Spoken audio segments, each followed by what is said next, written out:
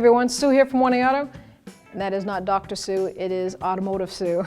This is a stethoscope. It is used in automotive industry and sometimes home repairs.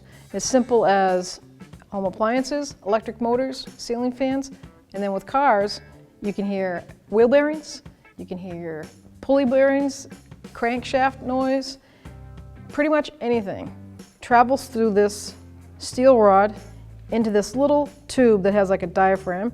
These tubes are empty, goes up through the hoses, and you can actually locate with it connected to your ears. You can hear the sound louder, and you can hear it dissipate as you go past the point, go back to the loud point.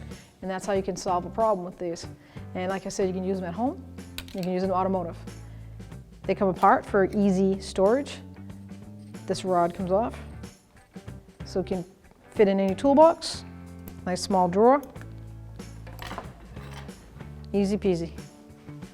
If you like this tool or any other tool, click on the link below and head on over to 1aauto.com. Thanks for watching. Visit 1aauto.com, your place for DIY auto repairs, for great parts, great service, and more content.